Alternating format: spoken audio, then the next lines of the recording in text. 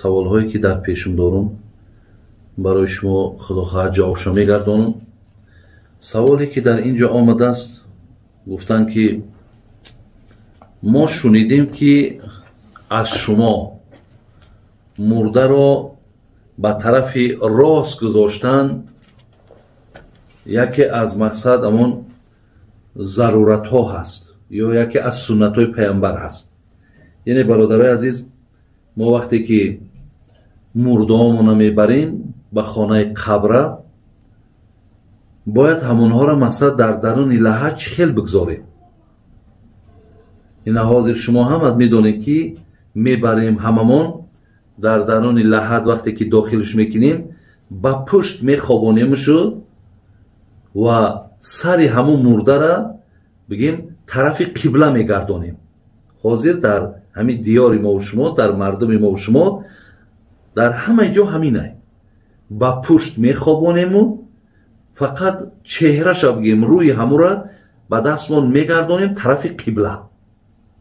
оё мақсад ҳамин дуруста ё нодуруст?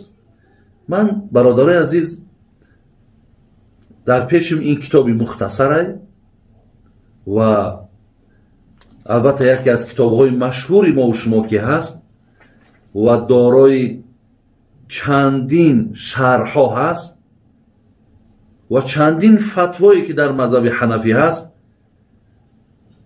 он чизеро ки ҳозир ман мегӯям, фатвоҳои ҳанафӣ мову шумо ҳамира мегӯяд. биен ман ибораҳоро мехонам ва маъно мекунам. мегӯяд ва юлҳаду лқабр ва юдхалу фиҳи мимма яли лқибла.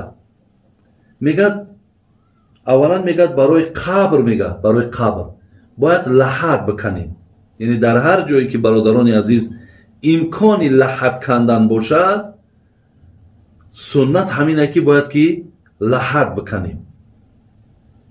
баъд аз он мегӯяд дохил кунед мурдаро аз моялии қибла. яъне агар ба шарте ки ҳозир дар ҳамин пеши ман қабр бошад, ман рӯбарӯ қибла ҳаст, аз ҳамин рӯбарӯи қибла меистому, мақсад ҳамун ҷасада мо равон мекунем. дидем ки шумо мақсад торбастагияй, поёнбастагияй меқапану дар даруни лаҳадам одам истодагияй. яъне аз тарафи қибла, яъне рӯба қибла мо мурдара дар дохили лаҳад бурда мақсад ҷо мекунем. баъд ва яқулу возиъуҳу бисмиллоҳи ва ала миллати расулиллаҳ. вақте ки ҳамун нафарҳое ки бародарони азиз аз дохили тобут вақте мурдара мегирен ва мебардорен ва дар дохили қабру лаҳад мехоҳед монед, шумо бояд ин калимаҳоро гӯен: бисмиллоҳи ва ала миллати расулиллаҳи. бинед, ба номи аллоҳи меҳрубон туро месупорем ва бар дини расули акрам саллаллоҳу алайҳи васалам туро таслим мекунем. маънош ҳамияй. агар мо бо арабӣ ҳам ки надонем, метавонем гӯем ки э бандаи худо, мо туро ба номи аллоҳ дохил мекунем ва бар дини пайғамбари нозанин муҳаммад саллаллоҳу алайҳи васалам таслим мекунем. ё арабиш бисмиллоҳи ва ала миллати расулиллаҳи. бар номи аллоҳ ва бар дини пайғамбари гиромӣ мо туро дохили хонаи охиратат кардем. ира бояд нафарҳое ки ҳамунҷа ҷо мекунанд, ҳамонҳо бояд гӯянд. баъд дар давомаш ибораро мебинем: ва юваҷҷаҳу ила лқибла. бародарои азиз, тамоми ибораҳое ки дар тамоми китобҳо омадааст анаминай. ва мурдаҳотона рӯ ба қибла бигзоред. яъне бародарои азиз, ин тариқе ки имрӯз ҳаст, ин бигем ба хилофи гуфтаи мазҳаби худмон, ба хилофи гуфтаи соҳибои китобанд, ба хилофи гуфтаи ҳадиси пайғамбармон мешавад. яъне бо пушт мондаву рӯра гардонидан, ин бародаро ҳамчи як одат дар мо шудагӣ аст. лекин асли масъала ин нест. асли масъала бояд ки ҳамон одамое ки лаҳада мекананд, чунон лаҳада мақсад яктарафае мекананд ки مرده را وقتی ما ماندیم خودش رو به قبله باشد. ببینید یک کمی مقصد ما او را چیکار میکنیم؟ کمی همون طرف هم مقصد پایانه میتراشن، خاکش میگیرن تا همین مرده را که ماندیم خودش اگلک رو به قبله میستن. انا طریقی درستش برادرای عزیز و گرامی انمی نه. در دام باره میگد و تحل العقدة و یسوی اللبن والقصب و یسجى قبرها لا قبره. برادر عزیز بعد در دامش میگد وقتی که در داخل قبر که ماندین، بعد مقصد همون گره های تاری که بستگی به قطعی پایان اونها را میگه بکشاین و دهنی لحد میگه باید که با همون چی میگیم، اگر همه شما میدونین همون بگیم سبزگاری هایی که در داخل قبرستانن میگیریم رنگی غشت از همون خاک از همون مقصد دهنی لحد میپشونیم یا با قمیش میگد انا میشود میگد انا. و همچنان وقتی که میگد قبر اگر زن باشه میگه یک پرده یا یک ادیایی را میگد آدم ها بقپن تا بردن در مقصد جسد هم را نبینن. لیکن برای مردها میگد پرده ضرورت نداره. و کره الاجر و الخشب، همون دهن لحد برادر عزیز میگد با غشت پخته یا با چوب محکم کردن مکروه است. یعنی با غشت پخته و با چوب مردم مثال زنده که نیاز احتیاج دارد میگه اینها را در داخل قبر استفاده نبرید، زیرا اونها هم مدت پس خاک میشوند میریزن نابود میشوند، ولی در دست آدم زنده چندین سالها باقی میماند و خدمت آدم زنده را میکنند. و بعد از آن میگد خاک پرتوینو و قبر را میگد انا نمودار کنید، چخیلی که خود مناظر همی خاک را که پرتوفتیم قبر خودش علکی نمودار میشود. انا این است برادر عزیز طریقی درستی گوییم مرده هامون گذاشتن. همین شما اگر اجرا کنین، اگر همون مرده کنها را گویین اونا میتونن این کار کرده، انشالله ثواب میگیرین. یگان چیزی نوی نیست که بگین که این چی با مسئله است یا اینکه با همون رنگ هم پیشین آورید اینا چرا مقصد اینا ما بار اول میشنویم چی با ملاهای دیگر نمیگن. همین ملاهای دیگر را پرسید میگن. تا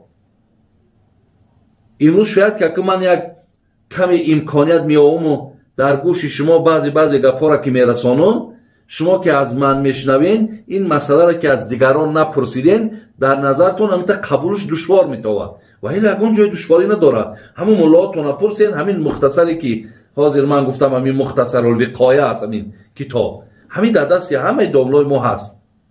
اگر از همین عباره را خوانن و همون عباره را که گردانیده می شود مرده هاتون رو به قبله، همین خودش عباره هست، شرحاش بینین. اگر همین خیل کنیم با بهترین میشه، با یک سنت پیامبرمون برادر و بجامیه هم یک حقی که مرده به ذمه‌مون دارد اجرا می شود. بسیار کاری نیکه.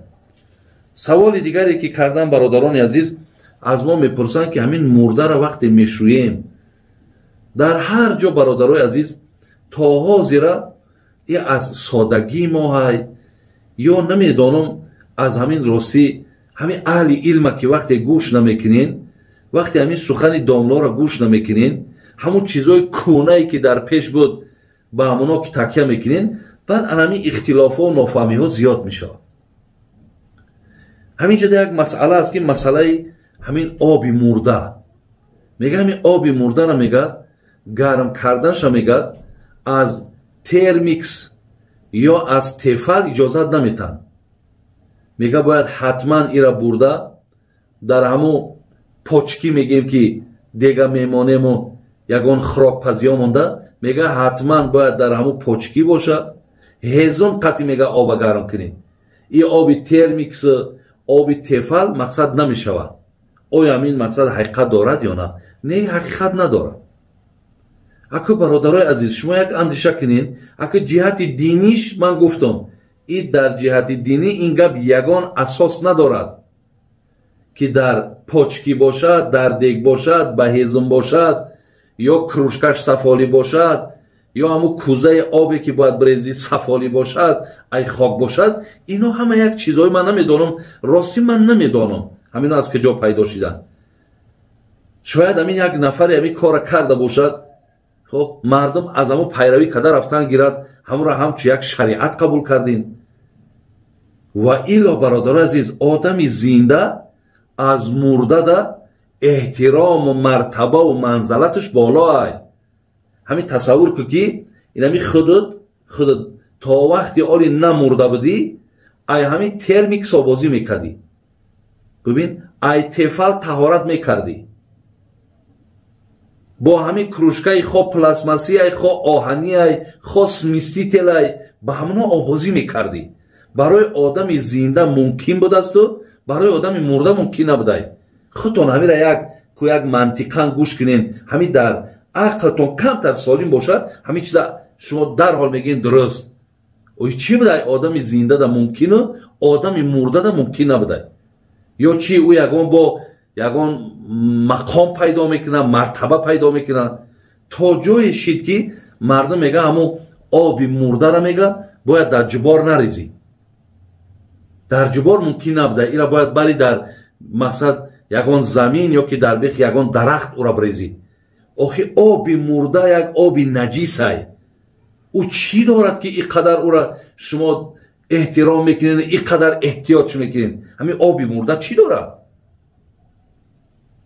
باز میگم ما و شما حاضر اینا در درون وانه، در درون همین سکسی هایی که زندگی میکنین یا در درون خانهایی که زندگی میکنین بانیه دارین، همین آبی که آبازی میکنین همون تامانده آب تون کجا میروه؟ همون جبار در نمیروه، هم جبار میرود کو. برای همین وقتی که آدمی زنده، باز میگم برادر عزیز که حتی پسمانده یک آبی که از آدمی زنده میمونه با او اگر لباس بشوی لباس طاهر میشوه، لباس حتی نمازی میشوه، لیکن ای پشت آبی مرده قطعی لباس طاهر نمیشوه، لباس هم پاک نمیشوه. برای همین برادرای کم ترک یک خداوند همین نعمت عقل هم داده بسیار خوبه، از همین همه کم در کار بگیرین. چی قدر سرگردانی میکنین؟ دیگ ببر، هیزم بیار، علاو گرم که هیچ حاجت نیست. شکر خدا امروز همین ترمیکس ها هستن یا چیزی ای وسیله آب گرم کردن باشد، سماور ای همه آب گرم که بگی برین شیر گرم کردن مقصد همه مرده ها تانه بشوین آب شبرین در هم جبار بریزین برود. او یگان بگیم برادرای عزیز یگان جای گناه و یگان جای کمبود نداره آخه.